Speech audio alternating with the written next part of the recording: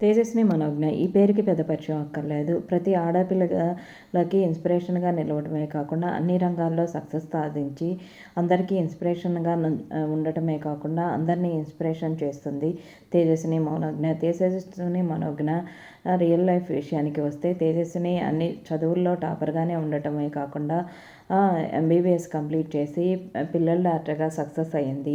భరతనాట్యం డ్యాన్సర్గా మంచి క్రేజ్ సంపాదించి ఎన్నో అవార్డులని రివార్డులని అందుకోవటమే కాకుండా ఎన్సీసీలో కూడా పార్టిసిపేట్ చేసింది.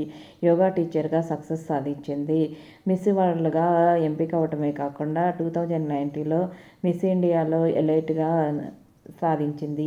ఎంతో మంది ఆడపిల్లలకి ఇన్స్పిరేషన్గా నిలిచింది.